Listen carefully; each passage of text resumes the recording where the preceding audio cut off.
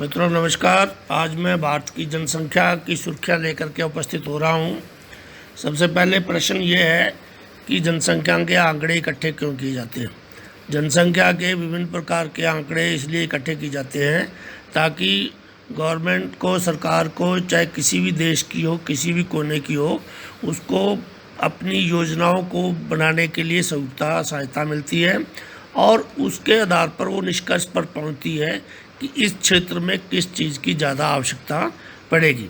उसी के प्रकार से वो योजनाओं को, नीतियों को निर्धारित करती है और ताकि उस क्षेत्र का विकास हो सके।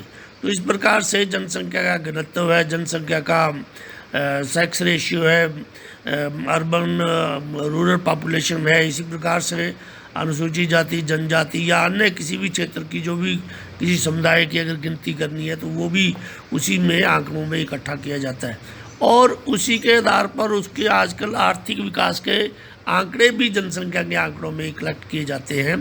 कौन से व्यक्ति के पास घर है, मकान है कि नहीं है, उसकी आय क्या है, उसके सारे सोर्स जो है उस प्रश्नावली के अंतर्गत दर्ज किए जाते हैं और उसी के आधार पर निष्कर्ष निकाले जाते हैं। तो आज की इस वीडियो में भारत की जनसंख्या की पहले हम इसमें वृद्धि देखेंगे और टोटल पॉपुलेशन यूएनओ क्या कहता है उसके अनुसार इसमें आगे बढ़ेंगे।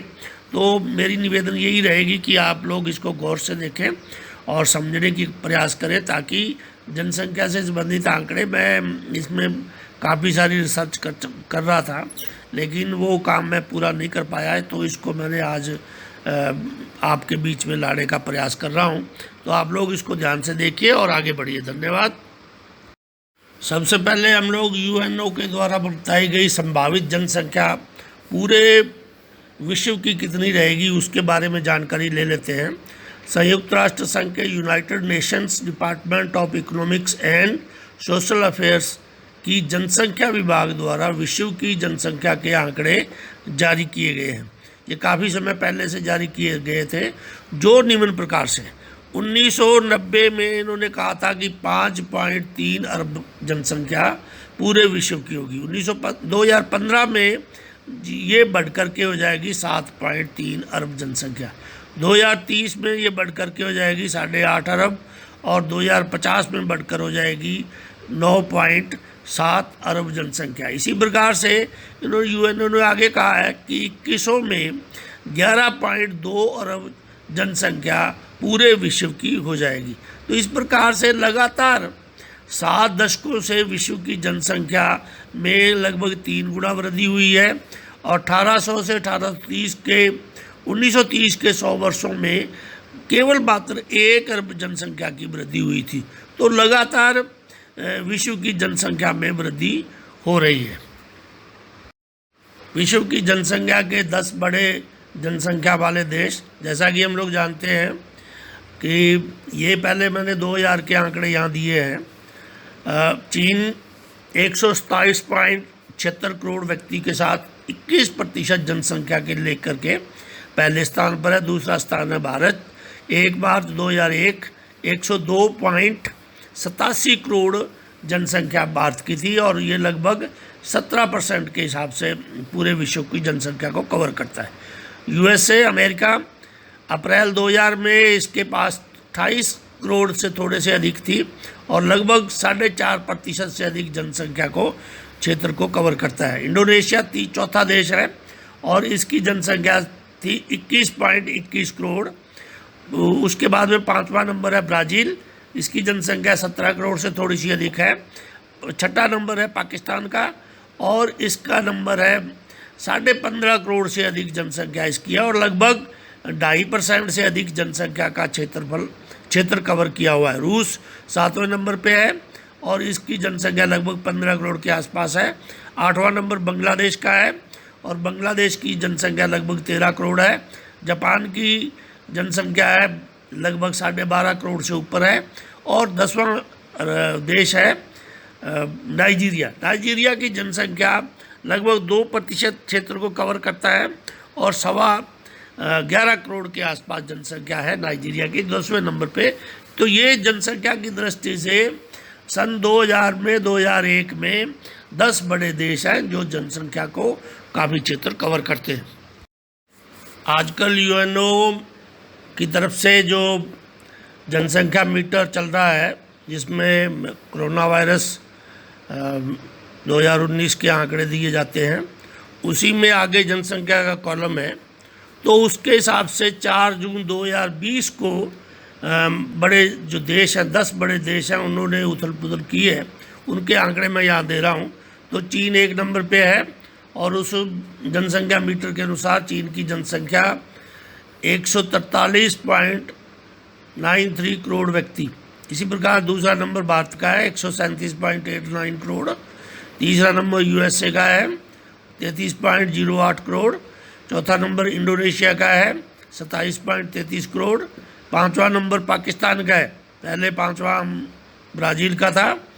और छठा नंबर है ब्राज़ील का 21.24 करोड़। नाइजीरिया का है 7वां नंबर, पहले 10वें नंबर पे था 20.57 करोड़। और बांग्लादेश का है 8वां नंबर 16.45 करोड़। रूस का है 9वां नंबर 14.59 करोड़। और 10वां नंबर है जापान का। तो यहाँ पाकिस्तान का सन 2000 का क्रम था 6 पर और 4 जून 2020 के अनुसार ये 5वें स्थान पर आ गया है। इसी तरह से नाइजीरिया 10वें स्थान पर था 2000 की जनसंख्या के अनुसार, और यहाँ जो है 2020 में ये 7वें स्थान पर आ गया। और कुछ जो है कि इन्होंने जो है ब्राज़ील पहले 2000 की जनसंख्या में 5वें नंबर पे था, वो खिसक करके यहाँ इसमें 2020 की जनसंख्या में 6ठे नंबर पे आ गया। जापान उसमें 2000 की जनसंख्या में 9वें नंबर पे था, यहाँ वो 10वें नंबर पे आ गया है। इसी तरह से 7वें और 9वें नंबर पे भी खिस करके रूस आगे पीछे हो गए हैं। तो इस प्रकार से जनसंख्या के आंकड़े जो जनसंख्या मीटर है उसके अनुसार भी काफ़ी अधिक बढ़े हुए हैं। भारत में जनसंख्या के आंकड़े 1872 से लिए जाने शुरू हुए हैं। तब से लेकर के लगातार जनसंख्या के आंकड़ों में परिवर्तन हो रहा है। इसको देखते हैं कि भारत की जनसंख्या में किन किन तथ्यों के आधार पर कई परिवर्तन किए गए हैं। भारत में कई छोटे छोटे राज्य बनने से जनसंख्या की संरचना में भी परिवर्तन हुआ है। भारत में विदेशियों के आगमन से मूल देशवासियों के साथ उनका मिलन हुआ है। तीसरा, भारतीय जनसंख्या की संरचना में अकाल, महामारी, युद्ध आदि के कारण भी भारी परिवर्तन हुआ है। भारत में दास प्रथा में वृद्धि और सामंती शासन आदि से भी जनसंख्या में परिवर्तन हुआ है।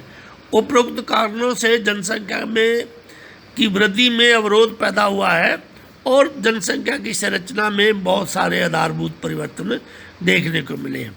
इसी दौरान बहुत सारे अकाल जो है भारत में देखने को मिले और भिन्न भिन्न समय में जो जितनी भी भयंकर बीमारियां और विनाशकारी काल यहाँ इतिहासकार मानते हैं, उससे भी जनसंख्या भारत की प्रभावित हुई है। सबसे पहले सन 1345 में दिल्ली क्षेत्र में पड़ा भयावह और विनाशकारी अकाल, इतिहासकार मानते हैं कि मोहम्मद तुगलक की दुर्व्यवस्था के कारण अधिकांश राज्यों में सूखा पड़ा था। सन 1631 ईस्वी में पूरा भारत भूखमरी से पीड़ित रहा है। इसी प्रकार से 1629 और 30 में अकाल और इसमें भी खाद्य सामग्रियों का अभाव रहा, इसलिए भी जनसंख्या की मृत्यु दर काफ़ी अधिक रही है। सन 1661 में राजपूताना में भूखमरी अधिक रही है। सन 1741 का साल भी बड़ा भयंकर अकाल का साल रहा है। इसी प्रकार से सन 1747 में गुजरात में भीषण अकाल की चपेट में रहा, जिसको काफ़ी सारी जनसंख्या को नुकसान पहुंचा है। 1770 और 71 में बंगाल पर भारी रहा और इसमें तबाही से लगभग 2 करोड़ लोगों की सफाया किया गया है और मृत्यु को प्राप्त हुए। 1791 और 92 में सारे भारत में अकाल और भूखमरी का वर्ष रहा, जिससे भी जनसंख्या का बहुत ज़बरदस्त परिवर्तन देखने को मिला है। भारत में की जा चुकी आज तक जितनी भी जनगणनाएं हैं उनके बारे में देख लेते हैं। सबसे पहले पहली जनगणना 1872 1867 76 के मध्य, ये सारे साल मिलाकर के 21 फरवरी 1872 तक ये जनसंख्या की गणना की गई थी। दूसरी जनगणना 1881 की जनगणना 17 फरवरी को की गई थी और तीसरी जनगणना 26 फरवरी 1891 को की गई। चौथी जनगणना 1901 में 1 मार्च को पूरी हुई। पांचवी जनगणना 1911 में 11 फरवरी मार्च को पूरी की गई। इसी प्रकार से छठी जनगणना 1921 में 18 मार्च को पूरा कराया गया।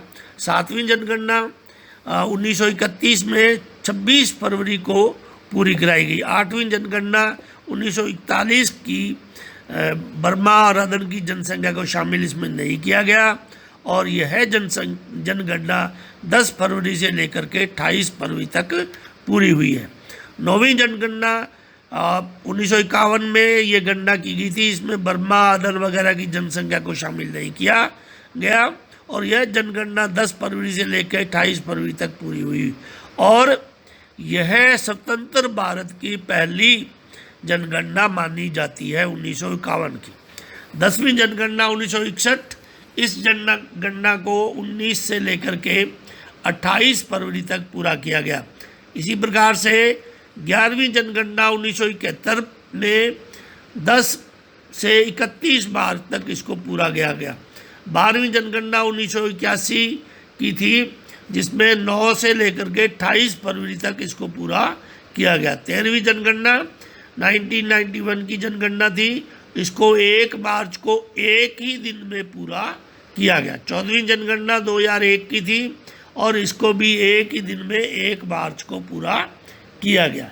इसी प्रकार से 2011 की जो जनगणना है आज से पहले की जो की गई थी वो भी 1 मार्च को पूरी की गई और ये स्वतंत्रता के बाद भारत की 7वीं जनगणना थी। अभी जो 2021 में आएगी वो 16वीं जनगणना होगी और वो स्वतंत्र भारत की 8वीं जनगणना होगी। आइए इस टेबल में देखते हैं भारत की जनसंख्या।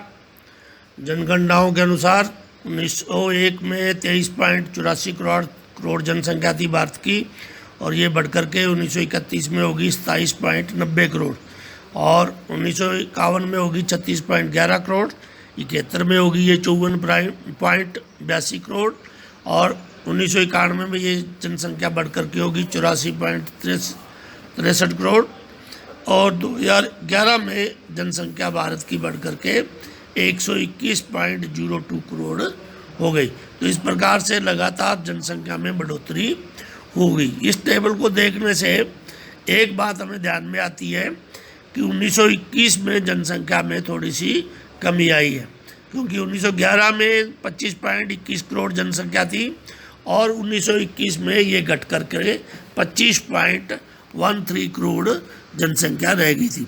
तो ये एक ऋणात्मक वृद्धि का साल इसमें माना जाता है।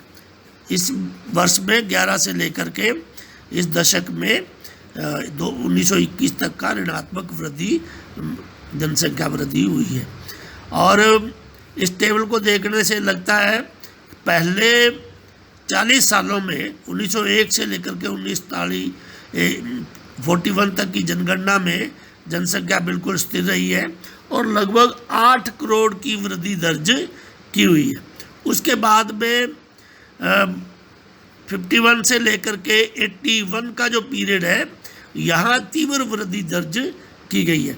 50 से 51 से लेकर के 81 का जो 30 साल का पीरियड है इसमें 30 सालों में 32.22 करोड़ जनसंख्या और अधिक बढ़ गई है। तो यहाँ काफ़ी तीव्र वृद्धि हमारे देश में दर्ज की गई है।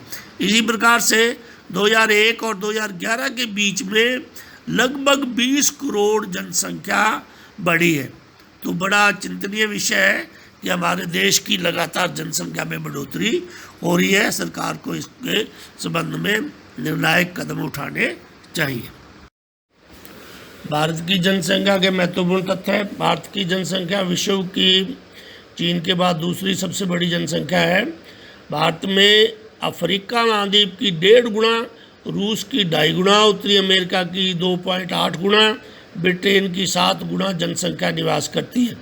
विश्व की कुल जनसंख्या का 17% भाग भारत में निवास करता है और विश्व के कुल क्षेत्रफल का 2.42% भाग हमारे देश में फैला हुआ है। 2001 की जनगणना के अनुसार भारत की कुल जनसंख्या थी 102.70 करोड़ थी और जो 2011 में बढ़कर के 121.02 करोड़ हो गई है। चीन के अलावा विश्व के 5 बड़े देशों में संयुक्त राज्य अमेरिका, रूस, कनाडा, ब्राज़ील की जनसंख्या का भी योग भी भारत की कुल जनसंख्या से कम रहता है। भारत की जनसंख्या 1951 की जनगणना में कुल 36 करोड़ से अधिक थी और 2001 में 102.70 करोड़ हुई और 2011 में बढ़कर के ये 121.02 करोड़ हो गई। इस प्रकार से लगातार जो है वृद्धि वो है 1951 से 2011 तक की वृद्धि 3.3 गुना से भी अधिक दर्ज की गई है। भारत की जनसंख्या का वितरण बड़ा असमान है और कई कारण इसमें सहायक होते हैं। धरातलीय उच्चावचकरण ने जलवायु, मिट्टी, जल की उपलब्धता, खनिज पदार्थ, परिवहन के साधन, औद्योगिक विकास, राजनीतिक स्थिरता, व्यापारिक केंद्र, प्रशासनिक केंद्र आदि से भी जनसंख्या का वितरण प्रभावित होता है। वर्ष 2011 की जनगणना में लगभग 34 करोड़ लोग जनगणना सूची पत्रों, 60 लाख दिशा निर्देश पत्रों और अन्य प्रकाशित सामग्री का उपयोग किया गया और जिन्हें 18 भाषाओं में प्रकाशित कर इस्तेमाल किया गया था। जनगणना के आंकड़ों को एकत्रित करते समय पहली जनगणना के समय मात्र 14 प्रश्नों की प्रश्नावली का प्रयोग किया गया था, जबकि 2011 की जनगणना में सवालों की संख्या बढ़कर के 29 हो गई थी। इसी तरह से 2011 की जनगणना में देश के 35 राज्य व केंद्र शासित प्रदेशों के साथ मिलकर के 640 जिलों ने एक साथ जनगणना कार्यक्रम को पूरा किया है। जैसा कि हम लोग जानते हैं कि जनसंख्या वृद्धि दर लगातार बढ़ रही है और इस वृद्धि दर के भागों को हम लोग 3 भागों में बांट सकते हैं। जैसा कि हमने पहले भी चर्चा में कहा है, स्थिर जनसंख्या स्टैग्नेंट पॉपुलेशन, इस अवधि में जनसंख्या में विशेष वृद्धि दर्ज नहीं हुई है। 1901 से लेकर के की जनसंख्या थी 23.84 करोड़ और 1921 में बढ़कर के हुई है 25.13 करोड़ और मात्र 1.29 करोड़ जनसंख्या ही बढ़ी है, जिसका प्रमुख कारण इस अवधि में फैली हुई महामारी, दुर्भिक्ष और अनाभाव यानी खाद्यान्नों का अभाव भी रहा है। फलस्वरूप मृत्यु दर अधिक रही है और 1911 से लेकर के 21 के दशक में जनसंख्या बढ़ने की बजाय घटी है। सतत वृद्धि जनसंख्या स्टेडी ग्राउथ यानी कंटिन्यू जनसंख्या में ग्राउथ रेट में वृद्धि हुई है। 1921 से लेकर के 1951 की अवधि में जनसंख्या 18 करोड़ की वृद्धि दर्ज की है और लगातार कृषि कार्यों में सुधार, स्वास्थ्य सेवा में सुधार, चिकित्सा सेवा में सुधार से मृत्यु दर में कमी आई है, जिससे जनसंख्या में लगातार वृद्धि हुई है। देन तीव्र उच्च वृद्धि जनसंख्या रैपिड हाई ग्राउथ पॉपुलेशन। अब ये जो आगे वाला पीरियड है 1951 से लेकर के 1981 तक का मध्य, ये पीरियड तीव्र उच्च वृद्धि वाला जनसंख्या वाला पीरियड रहा है। यहाँ 1951 में 36.11 करोड़ जनसंख्या थी, जो बढ़ कर के 81 में ये हो गई है 68.33 करोड़। इस दौरान मृत्यु दर में भारी कमी दर्ज की हुई है। तीव्र वृद्धि के साथ कमी वाली जनसंख्या, high growth rate with definite sign of slowing down population, यानी भारत में जनसंख्या वृद्धि भी हुई लेकिन जनसंख्या में कमी भी आई। 1981 से लेकर के 2011 तक के मध्य की इस प्रकार जनसंख्या में चौमुखी विकास, आर्थिक विकास, चिकित्सा सुविधाओं में बढ़ोतरी, खाद्य आपूर्ति में सुधार, मृत्यु दर में सर्वाधिक वृद्धि रही है। तो यहाँ जनसंख्या भी काफ़ी बड़ी है, 68.33 करोड़ से बढ़कर के जनसंख्या 121.02 करोड़ हो गई है। तो लगातार जनसंख्या में वृद्धि दर दर्ज की गई है। जनसंख्या के वितरण को प्रभावित करने वाले बहुत सारे कारण हैं, जिसके परिणाम स्वरूप अगर वो सुविधाजनक है तो वहाँ जनसंख्या अधिक होगी, अगर वो नकारात्मक है या ऋणात्मक दृष्टि में वो कारक है तो वहाँ जनसंख्या कम होगी। इसलिए जनसंख्या का पूरे भारत में असमान वितरण पाया जाता है।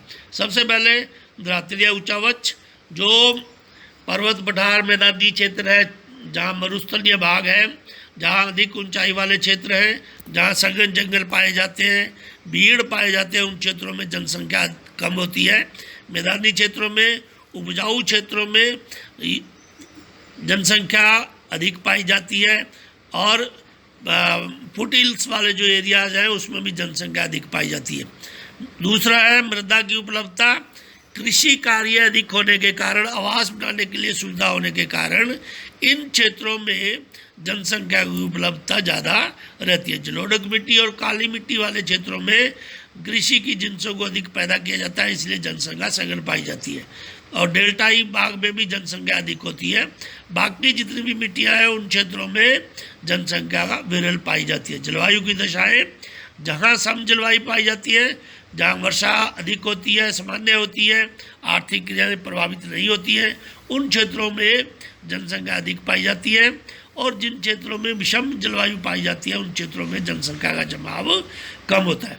संघन वन क्षेत्र जनसंख्या विरल होती है इसमें, और जहाँ पर वन क्षेत्र कम होते हैं उन क्षेत्रों में जनसंख्या अधिक हो। आर्थिक क्रियाओं का क्षेत्र, जिन क्षेत्रों में आर्थिक क्रियाएँ ज़्यादा होती हैं वहाँ जनसंख्या का वितरण अधिक होगा, जिनसे क्षेत्रों में आर्थिक क्रियाएँ कम होगी वहाँ जनसंख्या का जमाव कम होगा। इसी प्रकार से जल की उपलब्धता सबसे महत्वपूर्ण, जल की उपलब्धता रह रही है, और इसलिए जनसंख्या का घनत्व भी उन क्षेत्रों में अधिक पाया जाता है। जैसा कि हम लोग जानते हैं, जितनी भी नदी घाटी सभ्यताएं हैं वो सारी की सारी जल की उपलब्धता वाले या नदियों के आसपास वाले क्षेत्रों में ही विकसित हुई है। खनिज पदार्थों वाले क्षेत्र, बिहार, झारखंड, उड़ीसा आदि राज्यों में खनिज पदार्थ अधिक पाए जाते हैं, इसलिए वहाँ जनसंख्या भी अधिक पाई जाती है। परिवहन के साधनों की सुविधा, जिन क्षेत्रों में परिवहन के साधन अधिक होते हैं उन क्षेत्रों में जनसंख्या अधिक होती है, जिनमें कम होते हैं वहाँ जनसंख्या का जमाव कम रहता है। उद्योग धंधे वाले क्षेत्र, तो उद्योग धंधे जहाँ पे ज़्यादा होते हैं उन क्षेत्रों में भी जनसंख्या अधिक होती है, जिनमें कम होती है उनमें जनसंख्या कम रहती है। जैसे पश्चिम बंगाल, बिहार, झारखंड, उड़ीसा, महाराष्ट्र, गुजरात, जहाँ पे अधिक उद्योग धंधे पाए जाते हैं वहाँ सघन जनसंख्या पाई जाती है।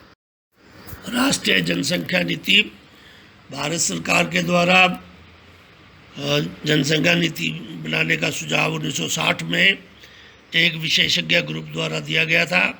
उसके बाद में लगातार जनसंख्या नीति बनाने की बात कही गई। सन 1976 में पहली जनसंख्या नीति की घोषणा की गई थी।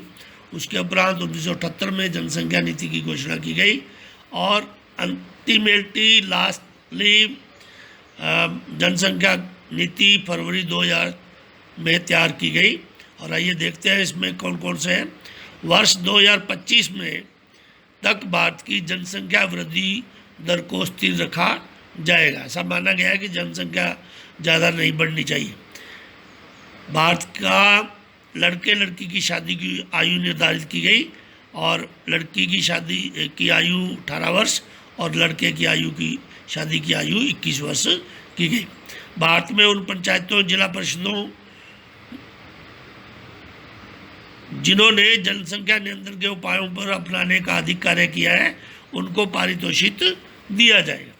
देश में लिंग परीक्षण तकनीक निरोधक अधिनियम, बाल विवाह निरोधक अधिनियम के प्रावधानों को सख्ती से लागू किया जाएगा।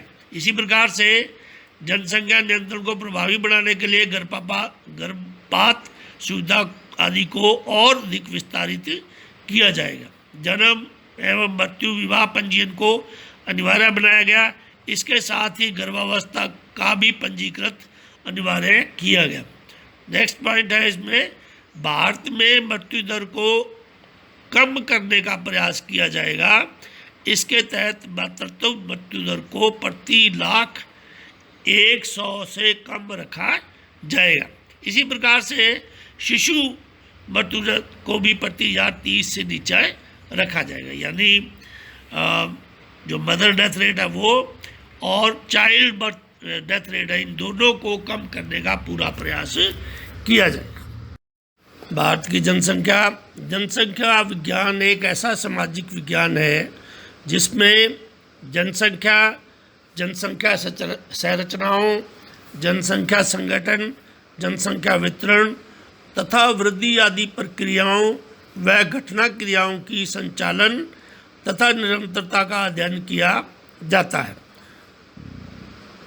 जनसंख्या के सांख्यिकीय आंकड़ों का परिणाम सामाजिक, आर्थिक, भौगोलिक तथ्यों का विश्लेषण करते हैं और यह विश्लेषणात्मक तथा सरकारों की योजनाओं को निर्मित करने में महत्वपूर्ण है। जैसा कि मैंने पूर्व में भी कहा शुरू में कि जनसंख्या के आंकड़े क्यों इकट्ठे किए जाते हैं, तो यहाँ इसमें पूर्ण रूप से बताया गया है कि जनसंख्या के आंकड़ों को इसलिए इकट्ठा किया जाता है ताकि उन आंकड़ों से उस क्षेत्र के सामाजिक, आर्थिक, भौगोलिक और राजनीतिक विश्लेषण की जानकारी सरकार को चल सके और सरकार उसी के अनुसार से नीतियां बनाने का प्रयास करती है।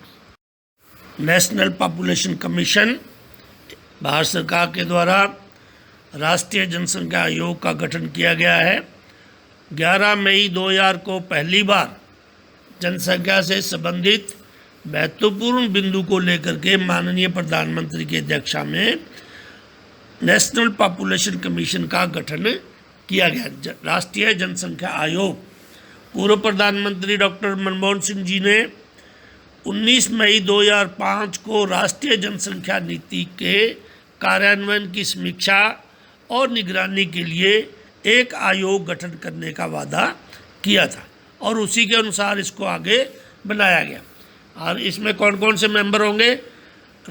प्रधानमंत्री इसका अध्यक्ष होगा, उपाध्यक्ष होगा, उपाध्यक्षों की संख्या 2 रखी गई है। योजना आयोग के उपाध्यक्ष, वर्तमान में जो नीति आयोग है उसके उपाध्यक्ष, केंद्रीय स्वास्थ्य एवं परिवार कल्याण मंत्री, वो इनके मेंबर होंगे। यह राष्ट्रीय जनसंख्या आयोग योजना आयोग के अधीन कार्य कर रहा था, परंतु वर्तमान में इसे स्वास्थ्य मंत्रालय के अधीन कर दिया गया। तो इस प्रकार से राष्ट्रीय जनसंख्या आयोग, नेशनल पॉपुलेशन कमीशन 11 मई 2000 को स्थापित किया गया। भारत सरकार के द्वारा राष्ट्रीय जनसंख्या कोष स्थापित किया गया। नेशनल पॉपुलेशन फंड, राष्ट्रीय जनसंख्या कोष। भारत में फरवरी 2000 में नई जनसंख्या नीति घोषित की गई थी। इसी के क्रियान्वयन के लिए फरवरी 2003 में राष्ट्रीय जनसंख्या कोष की स्थापना की गई, नेशनल पॉपुलेशन फंड की स्थापना की गई। प्राथमिक पूंजी के तौर पर 100 करोड़ रुपए के फंड के साथ इस कोष को शुरू किया गया था। राष्ट्रीय जनसंख्या कोष के सदस्य कौन कौन होंगे? अध्यक्ष प्रधानमंत्री होंगे, उपाध्यक्ष केंद्रीय स्वास्थ्य मंत्री या परिवार कल्याण मंत्री। राष्ट्रीय जनसंख्या कोष के कार्य, भारत में राष्ट्रीय जनसंख्या कोष का प्रमुख कार्य वर्ष 2025 या वर्ष 2045 तक जनसंख्या को स्थिर रखना है। इसके लिए विभिन्न प्रकार के जनसंख्या नियंत्रण के कार्यक्रम चलाए जाएंगे। इसी के तहत पिछड़े हुए राज्यों को विशेष सहायता उपलब्ध करवाई जाएगी। तो ये मुख्य रूप से राष्ट्रीय जनसंख्या कोष का काम रहेगा कि जनसंख्या स्थिर रखने का मुख्य उद्देश्य लेकर के वो चलेंगे। भारत में जनसंख्या वृद्धि दर लगातार, जैसा कि हम लोग देख रहे हैं कि लगातार जनसंख्या में वृद्धि हो रही है। 1901 में 23.84 करोड़ जनसंख्या थी, जो बढ़ कर के 2011 में 121.02 करोड़ हो गई है और लगभग लगातार जनसंख्या में बढ़ोतरी दर्ज की जा रही है। भारत की प्रथम जनसंख्या 1872 में पूरी की गई थी। उस समय जनसंख्या लगभग मानी गई है कि 25 करोड़ के आसपास थी और 17वीं शताब्दी के पूर्व में भारत की जनसंख्या का अनुमान ये था कि मोरलैंड के मुताबिक 10 करोड़ होने की को थी। 1847 में और 1950 के बीच भारत की अनुमानित जनसंख्या 15 करोड़ के आसपास मानी गई थी। 1971 में भारत की पहली बार जनगणना की गई, जिसके अनुसार भारत की जनसंख्या 25.5 करोड़ हो गई थी। लंबा चौड़ा भारतवर्ष था, इसलिए जो है काफ़ी अधिक जनसंख्या थी। 1965 के सितंबर माह में बेलग्रेड में विश्व जनसंख्या कांग्रेस में जेडी डुरुन ने भारत की जनसंख्या का आकार 1950 में 24 करोड़ अनुमानित किया था। लगातार ईस्ट इंडिया कंपनी ने जैसा जैसा अपना प्रसार भारत में फैलाया, वैसे वैसे उसने जनसंख्या के आकार की जानकारी प्राप्त करने का प्रयास किया और जिससे जनसंख्या से संबंधित मूल्यांकन पहले से अधिक स्पष्ट और विश्वस्त होते गए। तो लगातार जनसंख्या में वृद्धि होती गई है और एकमात्र अपवाद रहा है कि 1921 में 11 से लेकर के 21 तक का जो दशक है उसमें -8 लाख जनसंख्या कम हुई है। लगभग 8 लाख जनसंख्या यहाँ कम हुई है।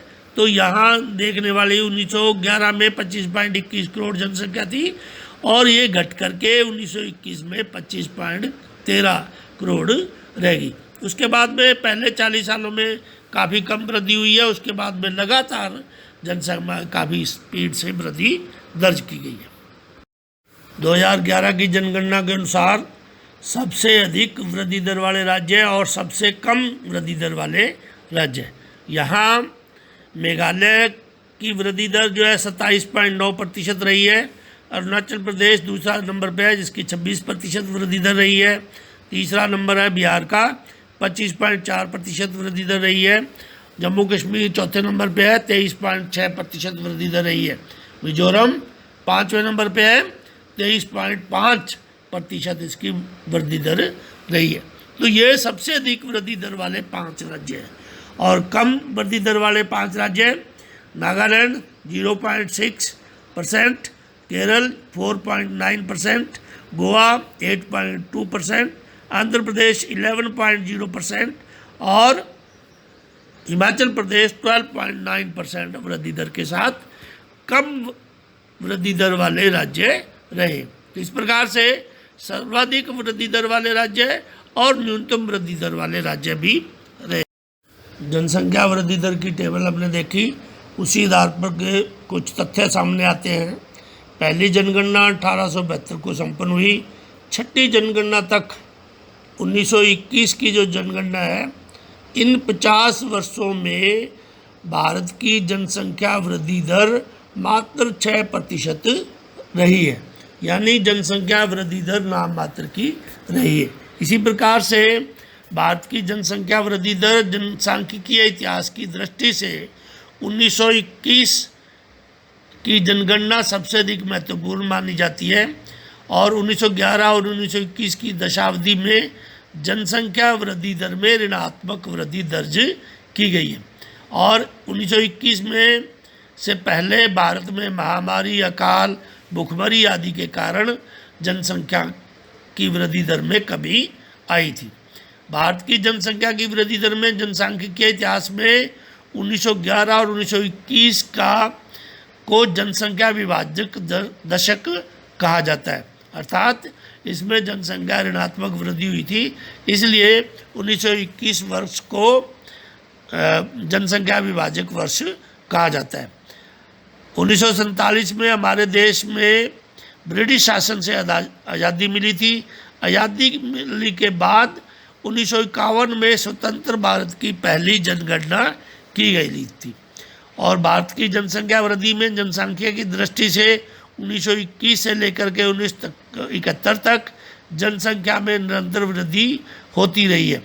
60 से 61 तक 24.80% की वृद्धि दर दर्ज की गई है। इसी तरह से ग्रामीण जनसंख्या में दशकीय वृद्धि दर 12.3%, शहरी जनसंख्या वृद्धि दर 31.8% रही है। इसी तरह से पुरुष जनसंख्या वृद्धि दर 17.1% और महिला जनसंख्या वृद्धि दर 18.3% की दर्ज की गई है। 2001 की जनगणना में की तुलना में 2011 की जनसंख्या में 18.10 करोड़ की वृद्धि की गई थी। इस दशक में पुरुषों की तुलना में महिलाओं की आबादी में थोड़ी वृद्धि दर्ज की गई है। भारत की जनसंख्या वृद्धि में जनसांख्यिकीय दृष्टि से 2001 और 2011 की अवधि के दौरान कई राज्यों में वृद्धि दर में गिरावट दर्ज की गई, जैसे उत्तर प्रदेश, महाराष्ट्र, पश्चिम बंगाल, मध्य प्रदेश, बिहार, आंध्र प्रदेश, राजस्थान आदि राज्यों में जनसंख्या वृद्धि दर में गिरावट दर्ज की गई। तो इस प्रकार से लगातार जनसंख्या की वृद्धि दर में विभिन्नताएं देखने को मिलती है। यहाँ भारत का मानचित्र भी दिया गया है, जिसमें 1991 से 2001 तक का जनसंख्या वृद्धि दर का चित्रण इसमें दिया गया। भारत में जनसंख्या में तीव्र वृद्धि के कई कारण रहे हैं और बहुत सारी समस्याएं भी पैदा करते हैं। भारत में जनसंख्या में तीव्र वृद्धि के कारण कई प्रकार की समस्याएं पैदा होती हैं। पहले उन्हीं को देख लेते हैं। बेरोजगारी, खाद्य समस्या, कुपोषण, प्रति व्यक्ति आय में गिरावट आती है। जनसंख्या वृद्धि से निर्धन जनसंख्या की में भी वृद्धि होती है। जनता के आवास के लिए मकानों की समस्याएं खड़ी होती है। देश में आवश्यक वस्तुओं की कीमतों में वृद्धि होती है। जनसंख्या वृद्धि से आवास के लिए और अतिरिक्त जगह की आवश्यकता से कृषि भूमि में बाधा पहुंचती है। बचत और पूंजी निर्माण में कमी आती है। जन उपयोगी सेवाओं पर अधिक व्यय करना होता है। अपराधों में वृद्धि होती है। शहरी समस्याओं में वृद्धि जैसे ढेर सारी समस्याएं उत्पन्न होती है।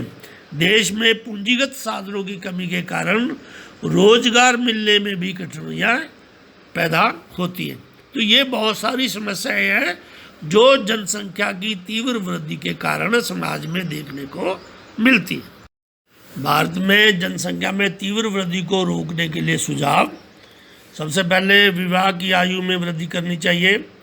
जैसा कि पहले से ही लड़के और लड़कियों की आयु की न्यूनतम आयु रखी गई है, उसमें और वृद्धि करने की आवश्यकता है ताकि लड़के और लड़कियां उचित शिक्षा प्राप्त करें और सामाजिक और सांस्कृतिक कार्यों में भाग लेने से उनकी रुचि भी बढ़ेगी और जनसंख्या वृद्धि को रोकने में भी सहयोग प्राप्त होगा।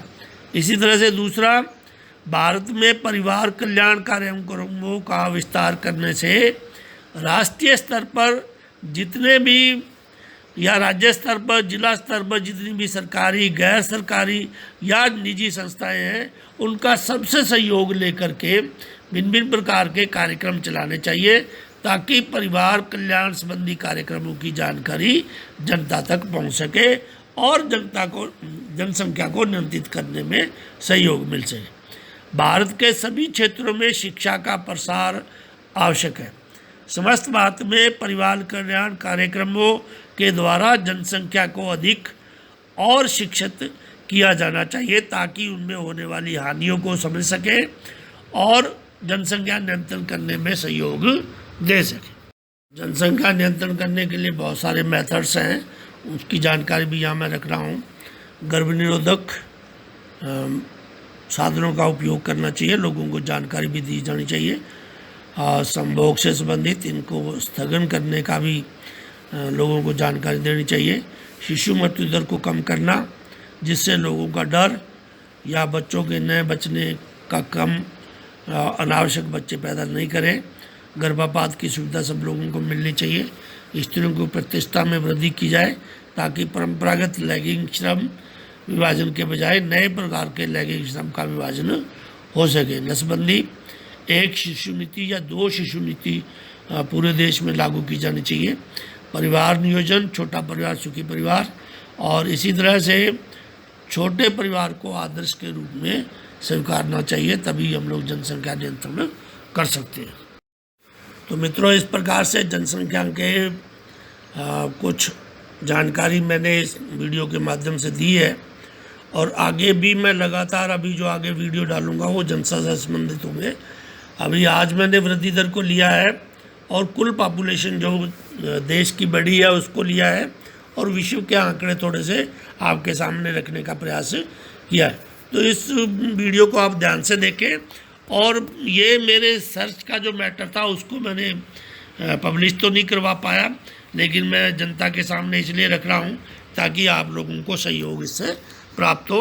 और उम्मीद करता हूँ कि आपको पसंद आएगा मेरा काम, और बड़े बढ़िया से आप इसको इत्मीनान से देखिए और आगे बढ़िए।